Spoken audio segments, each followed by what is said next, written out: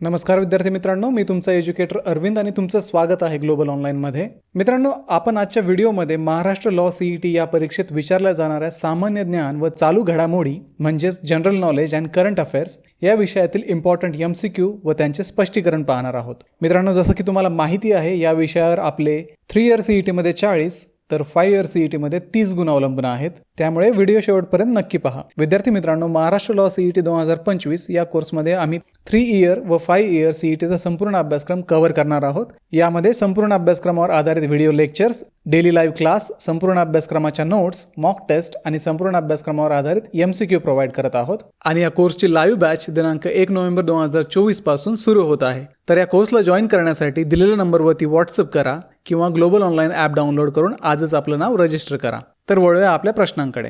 प्रश्न आहे, चिंचेमध्ये कोणते आम्ल असते? आपल्याला ऑप्शन्स दिलेत: अ टार्टरिक आम्ल, ब ऑक्सॅलिक आम्ल, क लॅक्टिक आम्ल आणि ड सायट्रिक आम्ल.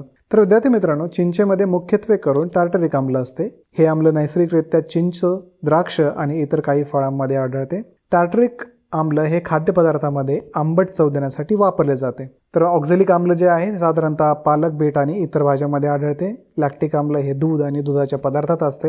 सायट्रिक आम्ल हे मुख्यत्वे लिंबू आणि संत्र्यामध्ये आढळते. त्यामुळे चिंचेमध्ये असलेल्या आम्लाला टार्टरिक आम्ल असे म्हणतात. त्यामुळे या प्रश्नाचं योग्य उत्तर आहे अ टार्टरिक आम्ल.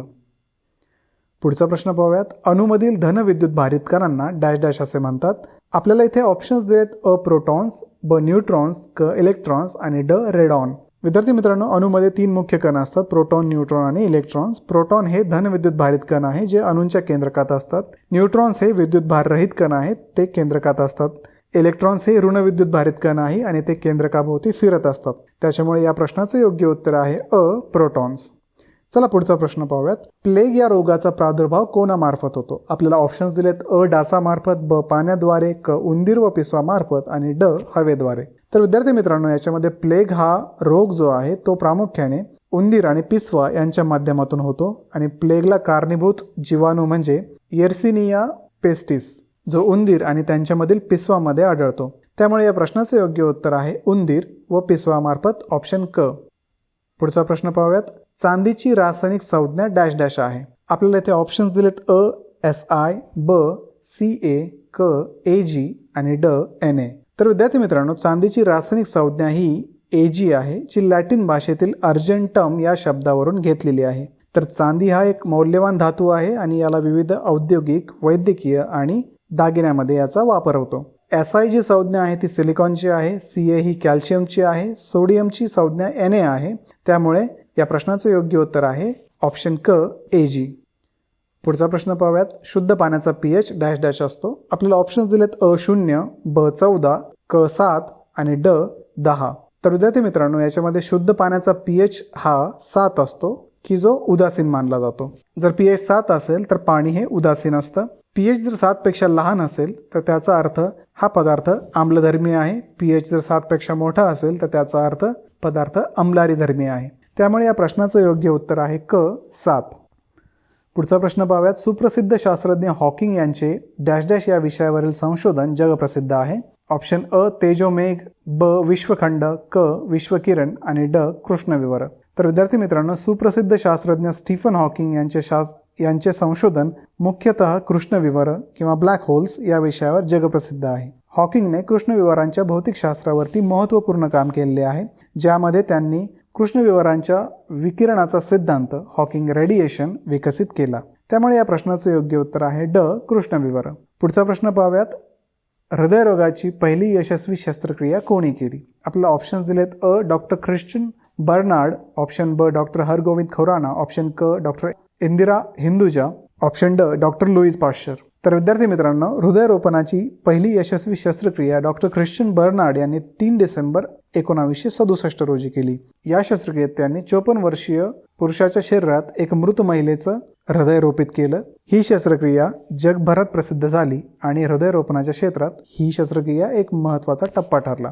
डॉक्टर हरगोविंद खुराना हे एक जैव रसायनशास्त्रज्ञ होते. त्यांना नोबेल पारितोषिक मिळाले.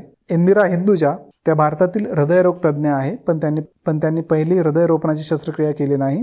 नंतर आहे डॉक्टर लुईस पाश्चर, हे एक प्रसिद्ध सूक्ष्मजीवशास्त्रज्ञ होते. त्यांनी लस तयार केली होती. ठीक आहे, तर या प्रश्नाचं योग्य उत्तर आहे डॉक्टर ख्रिश्चन बर्नार्ड, ऑप्शन अ. पुढचा प्रश्न पाहूयात. या रोगावरील प्रतिबंधक उपाय म्हणून BCGची लस टोचली जाते. ऑप्शन्स आहेत कॉलेरा, मलेरिया, क्षय आणि कर्करोग. तर विद्यार्थी मित्रांनो, BCG लस मुख्यतः क्षयरोग किंवा TB यावर प्रतिबंधात्मक उपाय म्हणून वापरली जाते. या लसीचा उपयोग विशेषतः त्या देशांमध्ये केला जातो जिथे क्षयरोगाचा प्रादुर्भाव अधिक आहे. ही लस जन्मल्यानंतर निरोगी बालकांना दिली जाते, यामुळे ती गंभीर प्रकारच्या क्षयरोगापासून स्वतःचं संरक्षण करू शकतात. तर BCG लस ही 50% पर्यंत क्षयरोगाच्या संसर्गापासून संरक्षण करू शकते. ठीक आहे, तर याचं योग्य उत्तर आहे ऑप्शन क, क्षय. पुढचा प्रश्न आहे. भारतात सार्वजनिक जलाशयात शुद्धीकरणासाठी सामान्यतः डॅश डॅश वापरले जाते. तर ऑप्शन्स आहेत तुरटी, सोडियम क्लोराईड, क्लोरीन आणि पोटॅशियम परमॅंगनेट. विद्यार्थी मित्रांनो, याच्यामध्ये भारतात सार्वजनिक जलाशयात शुद्धीकरणासाठी सामान्यतः क्लोरीनचा वापर केला जातो. जलशुद्धीकरणामध्ये क्लोरीन एक प्रभावी पद्धत आहे जी पाण्यातील जीवाणू आणि विषाणूंना नष्ट करते. 1900च्या दशकात युरोपमधील काही भागामध्ये जलशुद्धीकरणासाठी क्लोरीनचा वापर सुरू झालेला होता आणि त्यानंतर अनेक देशांमध्ये याचा स्वीकार केला गेला. तसेच तुरटीचा उपयोग जलशुद्धीकरणासाठी नाही आहे. त्याच्यानंतर सोडियम क्लोराईड हे साधारणतः मीठ आहे, हे जलशुद्धीकरणासाठी वापरत नाहीत. पोटॅशियम परमॅंगनेट हे काही अंशी वापरले जाते, पण ते सामान्यतः सार्वजनिक जलाशयात वापरत नाहीत. तर याचं योग्य उत्तर आहे ऑप्शन क, क्लोरीन. पुढचा प्रश्न पाहूयात. डॅश डॅशच्या संयोगाने पाणी तयार होते. ऑप्शन्स दिलेत आपल्याला हायड्रोजन व ऑक्सिजन, ऑक्सिजन व नायट्रोजन, नायट्रोजन व हायड्रोजन आणि ऑक्सिजन व हेलियम. विद्यार्थी मित्रांनो, याच्यामध्ये पाण्याचा रासायनिक सूत्र जे आहे ते H2O आहे. याचा अर्थ असा की पाणी तयार होण्यासाठी 2 हायड्रोजनचे अणू आणि 1 ऑक्सिजनचा अणू लागतो, तर यांच्या संयोगाने पाणी तयार होते. त्यामुळे या प्रश्नाचं योग्य उत्तर आहे हायड्रोजन व ऑक्सिजन. पुढचा प्रश्न पाहूयात. अजीवनसत्वाच्या अभावामुळे खालीलपैकी कोणता रोग उद्भवतो? आपल्याला ऑप्शन्स दिलेत अ, रातांदळेपणा, ब, बेरीबेरी, क, स्कर्वी आणि ड, अ, ब, क तिन्ही. विद्यार्थी मित्रांनो, जर आपण पाहिलं तर अजीवनसत्व म्हणजे व्हिटॅमिन ए. तर व्हिटॅमिन एच्या अभावामुळे रात्रीच्या वेळी दृष्टी कमी होऊ शकते, त्याला आपण रातांदळेपणा म्हणतो. बेरीबेरी हा रोग मुख्यत्वे थायमिन व्हिटॅमिन B1च्या अभावामुळे होतो, त्यामुळे हा पर्याय योग्य नाही. स्कर्वी हा रोग व्हिटॅमिन Cच्या अभावामुळे होतो, त्यामुळे हा पण पर्याय योग्य नाही. तर याचं योग्य उत्तर आहे अ, रातांदळेपणा. पुढचा प्रश्न पाहूयात आता. शाईचे डाग काढण्यासाठी डॅश डॅश हे आम्ल वापरतात. आपल्याला ऑप्शन्स दिलेत अ, ऑक्झॅलिक आम्ल, ब, ब्युटेरिक आम्ल, क, लॅक्टिक आम्ल आणि ड, टार्टरिक आम्ल. शाईचे डाग काढण्यासाठी ऑक्झॅलिक आम्ल वापरले जाते. ऑक्झॅलिक आम्ल हे शाईच्या रंगद्रव्यांना विरघळून डाग काढण्यासाठी मदत करते. इतर जे आम्ल आहेत, ब्युटेरिक आम्ल हे सामान्यतः खाद्यपदार्थामध्ये वापरले जाते. त्याच्यानंतर लॅक्टिक आम्ल हे दुधाच्या पदार्थामध्ये असते. टार्टरिक आम्ल हे फळांमध्ये आढळते आणि तसेच काही खाद्यपदार्थामध्ये पण वापरले जाते. त्यामुळे या प्रश्नाचं योग्य उत्तर आहे ऑक्झॅलिक आम्ल, ऑप्शन अ. चला आता पुढचा प्रश्न पाहूयात आपण. डॅश डॅश हे सर्वात मोठे अक्षरवृत्त होय. आपल्याला ऑप्शन्स दिलेत अ, कर्कवृत्त, ब, मकरवृत्त, क, विषुववृत्त आणि ड, रेखावृत्त. विद्यार्थी मित्रांनो, विषुववृत्त किंवा इक्वेटर हे पृथ्वीवरील सर्वात मोठे अक्षरवृत्त आहे. विषुववृत्त पृथ्वीच्या मध्यभागी आहे आणि याला 0 डिग्री अक्षांश म्हटले जाते. उत्तरी गोलार्धात आणि दक्षिणी गोलार्धामध्ये पृथ्वीला ते विभाजित करते. त्याच्यानंतर कर्कवृत्त हे एक उत्तरी अक्षरवृत्त आहे जे विषुववृत्तापासून 23.5 डिग्री उत्तरेस आहे. तेच मकरवृत्त हे दक्षिणी अक्षरवृत्त आहे जे विषुववृत्तापासून 23.5 डिग्री दक्षिणेस आहे. तर याचं योग्य उत्तर आहे क, विषुववृत्त. आपल्याला पुढचा प्रश्न दिला आहे. 2 भूखंडाच्या मधून जाणाऱ्या व दोन्ही बाजूंना सागरांना जोडणाऱ्या चिंचोळ्या जलपट्ट्यास डॅश डॅश असे म्हणतात. ऑप्शन्स आहेत खाडी, संयोगभूमी, सामुद्रधुनी आणि द्वीपकल्प. विद्यार्थी मित्रांनो, याच्यामध्ये 2 भूखंडांच्या मधून जाणाऱ्या व दोन्ही बाजूंच्या सागरांना जोडणाऱ्या चिंचोळ्या जलपट्ट्यात सामुद्रधुनी असे म्हणतात. सामुद्रधुनी म्हणजे नैसर्गिक जलमार्ग जो 2 मोठ्या जलाशयांना जोडतो. उदाहरणार्थ पाल्कची सामुद्रधुनी भारत आणि श्रीलंका यांना जोडते. खाडी जे आहे ती नदी जिथे समुद्राला मिळते तेथे असते.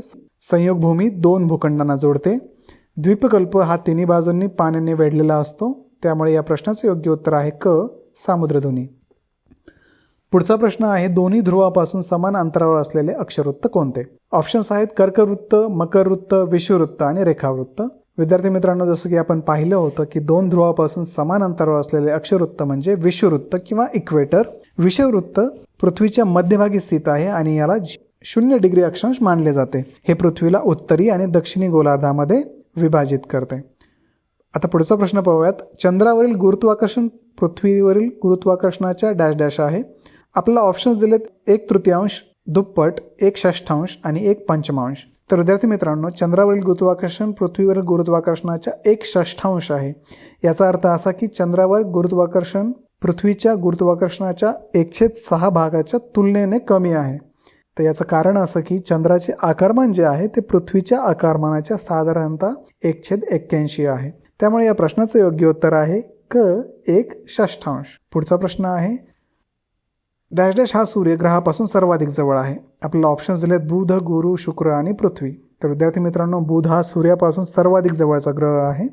बुध ग्रह सूर्याच्या 57.91 दशलक्ष किलोमीटर अंतरावरती आहे आणि बुध हा आपल्या सूर्यमालेतील सर्वात लहान ग्रह आहे. पुढचा प्रश्न आहे, दिवसासुद्धा दिसू शकणारा डॅश डॅश हा सूर्यमालेतील सर्वात तेजस्वी ग्रह होय. आपला ऑप्शन्स दिले त्याच्यामध्ये अ शुक्र, ब बुध, क गुरु आणि ड मंगळ. विद्यार्थी मित्रांनो, शुक्र हा सूर्यमालेतील सर्वात तेजस्वी ग्रह आहे जो दिवसाच्या वेळी देखील दिसू शकतो. याला सकाळचा तारा किंवा संध्याकाळचा तारा असंही संबोधले जाते, कारण तो सूर्याच्या उगवण्याच्या वेळी पूर्वेला आणि सूर्यास्तानंतर पश्चिमेला दिसतो. शुक्र ग्रह हा सूर्यापासून दुसऱ्या क्रमांकावरती आहे आणि तो अत्यंत तेजस्वी दिसतो. त्यामुळे या प्रश्नाचं योग्य उत्तर आहे अ शुक्र. पुढचा प्रश्न पाहूयात, आइसलंडमधील ज्वालामुखी डॅश डॅश या नावाने ओळखला जातो. आपला ऑप्शन्स दिलेत हेक्ला, एटना, कोटोपॅक्सी आणि पिनाटुबो. विद्यार्थी मित्रांनो, आइसलंडमधील ज्वालामुखी हेक्ला या नावाने ओळखला जातो. हेक्ला एक प्रसिद्ध आणि सक्रिय ज्वालामुखी आहे ज्याची अनेक उद्रेकांची नोंद झालेली आहे. याला ज्वालामुखींचा राजा असेही म्हणतात. तर एटना हा इटलीमधील एक प्रसिद्ध ज्वालामुखी आहे. कोटोपॅक्सी हा इक्वेडोरमधील एक सक्रिय ज्वालामुखी आहे. पिनाटुबो हा फिलिपिन्समधील एक प्रसिद्ध ज्वालामुखी आहे. त्यामुळे या प्रश्नाचे योग्य उत्तर आहे अ हेक्ला. पुढचा प्रश्न आहे, हवेचे अस्तित्व वातावरणाच्या या थरामध्ये आढळते. आपल्याला ऑप्शन्स दिलेत अ तपांबर, ब स्थितांबर, क दलांबर आणि ड नीलांबर. विद्यार्थी मित्रांनो, हवेचे अस्तित्व वातावरणाच्या तपांबर या थरामध्ये आढळते. तपांबर हा पृथ्वीच्या वातावरणातील सर्वात खालचा थर आहे जिथे नायट्रोजन, ऑक्सिजन, कार्बन डायऑक्साईड आणि पाण्याची वाफ यासारख्या वायूंचा समावेश असतो. तर या प्रश्नाचे योग्य उत्तर आहे अ तपांबर. चला पुढचा प्रश्न पाहूयात, खालीलपैकी कोणता भूखंड आकारमानाने सर्वात मोठा आहे. ऑप्शन्स दिलेत आपल्याला आशिया, आफ्रिका, युरोप आणि दक्षिण अमेरिका. विद्यार्थी मित्रांनो, आशिया हा भूखंड आकारमानाने सर्वात मोठा आहे. आशियाचे क्षेत्रफळ सुमारे 4,45,79,000 वर्ग किलोमीटर आहे. आफ्रिका हा दुसऱ्या क्रमांकावर आहे. युरोप आकारमानाने लहान आहे.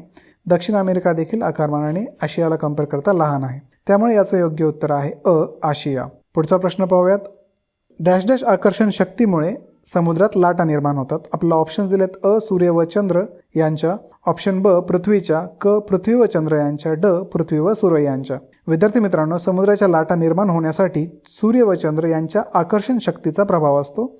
चंद्राच्या गुरुत्वाकर्षणामुळे समुद्रातील पाण्याच्या स्तरात बदल होतात ज्यामुळे भरती आणि ओहोटी येते.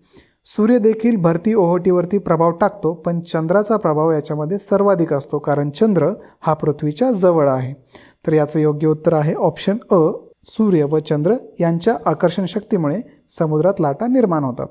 पुढचा प्रश्न पाहूयात, भारतीय प्रमाणवेळ ही ग्रीनिच प्रमाणवेळापेक्षा डॅश डॅश तासांनी पुढे आहे. आपल्या ऑप्शन्स दिलेत 4:30, 3:30, 5:30 आणि 6:30. तर विद्यार्थी मित्रांनो, भारतीय प्रमाणवेळ IST ही ग्रीनिच प्रमाणवेळेपेक्षा 5 तास 30 मिनिटे पुढे आहे. यामुळे ही ग्रीनिच प्रमाणवेळेपेक्षा 5.5 तासांनी पुढे आहे. तर याचं योग्य उत्तर आहे ऑप्शन क 5.5. आता पुढचा प्रश्न पाहूयात, वाळवंटातील हिरवळीच्या प्रदेशात डॅश डॅश असे म्हणतात. आपला ऑप्शन्स दिलेत अ ओॲसिस, ब ऑलिव्ह, क डाऊन्स आणि ड स्टेप्स. विद्यार्थी मित्रांनो, वाळवंटातील हिरवळीच्या प्रदेशास ओॲसिस असे म्हणतात. ओॲसिस म्हणजे वाळवंटातील पाणी आणि वनस्पती असणारा भाग. हे स्थान वाळवंटातील जीवांसाठी आणि प्रवाशांसाठी अत्यंत महत्त्वाचे समजले जाते. त्यामुळे या प्रश्नाचे योग्य उत्तर आहे अ ओॲसिस. विद्यार्थी मित्रांनो, हे होते सामान्य ज्ञान व चालू घडामोडी या विषयातले काही महत्त्वाचे MCQ. यापुढे ही सिरीज अशीच चालू राहणार आहे. त्यामुळे ग्लोबल ऑनलाईनला सबस्क्राईब करा, व्हिडिओला लाईक करा, तुमचे प्रश्न असतील तर कमेंट करा आणि 1 नोव्हेंबरला सुरू होणाऱ्या लाईव्ह बॅचला जॉईन करण्यासाठी दिलेल्या नंबरवरती कॉन्टॅक्ट करा. तर भेटूया पुढच्या व्हिडिओमध्ये.